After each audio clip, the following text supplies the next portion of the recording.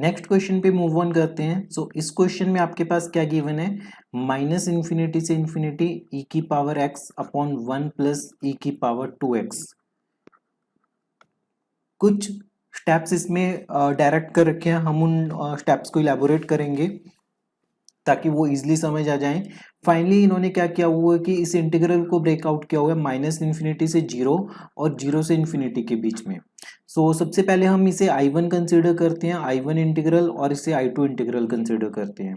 सो I1 आपके पास किसके equal होगा, ये होगा माइनस इन्फिनिटी से जीरो ई की power x upon 1 plus e की power 2x dx। So limit इसे t1 मान लेते हैं, t1 अप्रोच कर रहे हैं माइनस इन्फिनिटी को, ये बनेगा t1 से जीरो ई की power x upon 1 plus e की पावर 2x dx।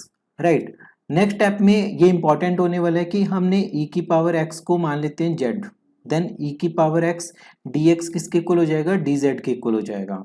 तो उस केस में हमारे पास यहाँ पे क्या बचने वाला है, e की पावर x dx बचेगा dz, और इसे लिखेंगे हम limit t1 approaching to minus infinity, ये हमारे पास है t1 से लेके जीरो, e की पावर dx किसके इक्वल है, ये हमारे पास dz के इक्वल है। So it is equal to dz 1 upon 1 plus e की पावर x का whole square, that is z का स्क्वेयर।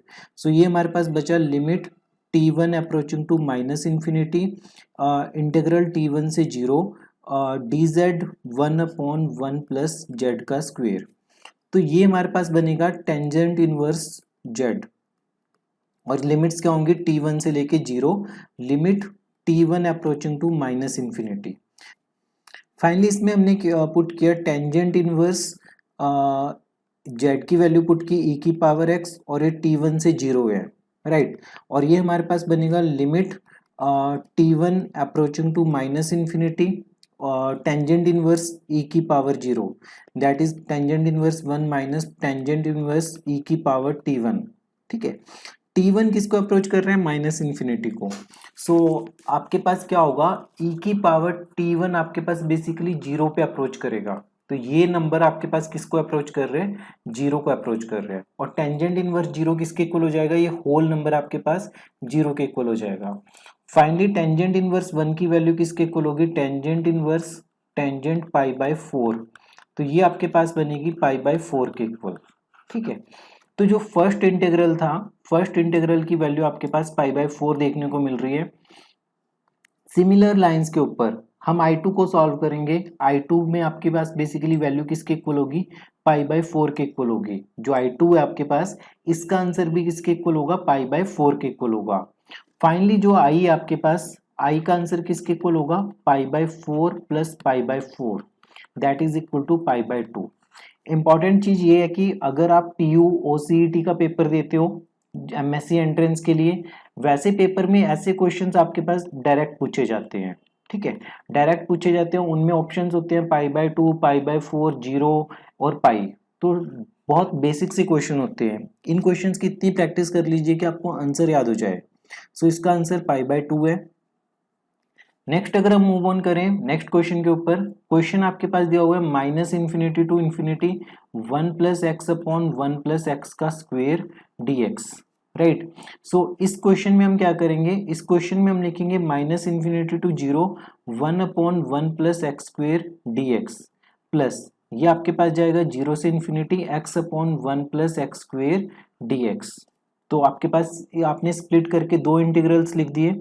अब दोनों का 1 बाय 1 हम इंटीग्रेशन करते हैं, that is limit t1 approaching to minus infinity integral minus t1 से लेके जीरो और 1 upon 1 plus x square dx, plus मान लेते हैं कि limit t2 approaching to infinity zero to t2 x upon 1 plus x square dx। यहाँ पे हमें पता है कि जो ये फंक्शन है इसका डेरिवेटिव आपको ऊपर मिल रहा है न्यूमरेटर में, तो हमने 2 से मल्टीप्लाई और डिवाइड करना है, इसे 2 से मल्टीप्लाई और डिवाइड करना है। सो 2 से मल्टीप्लाई और डिवाइड करके हमारे पास एग्जैक्टली इसका जो डेरिवेटिव है वो ऊपर है, तो सॉल्व करते हैं इसे। Limit t1 approaching to minus infinity integral t1 से जीरो। सो जब आप इसे इंटीग्रेट करोगे तो इंटीग्रेट करके आपको मिलेगा टेंजेंट इनवर्स x और लिमिट्स कहाँ से कहाँ जा रही है t1 से 0 प्लस 1/2 उसके बाद आपके पास ये वाला फंक्शन है सो यहाँ पे आपके पास आएगा log of 1 plus x square log of 1 plus x square यहाँ पे जो लिमिट्स है आपके पास वो आ रही हैं 0 से लेके t2 तक। फाइनली होगा क्या जब आप ये सेकंड वाले पार्ट में लिमिट पुट करोगे that is 1/2 log of 1 plus T square minus log of 1 और इस केस में आपके पास लिमिट t2 अप्रोच कर रही है इन्फिनिटी को सो t2 आपके पास इन्फिनिटी को अप्रोच कर रहे हैं ठीक है और log ऑफ इन्फिनिटी किसके इक्वल होगी इन्फिनिटी के इक्वल होगी।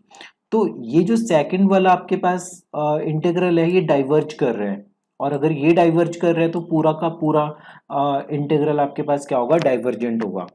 तो tan इनवर्स t को जब आप सॉल्व करोगे आपके पास π/2 आ जाएगा नो डाउट। फिर जब आप इसमें इन्फिनिटी पे अप्रोच कर रही है वैल्यू तब उस केस में आपके पास आंसर क्या होगा डज नॉट एग्जिस्ट। सो ये जो आपके पास गिवन था ये क्वेश्चन डाइवर्जेंट है टेस्ट फॉर कन्वर्जेंस था तो ये क्वेश्चन डाइवर्जेंट है ये इंटीग्रल।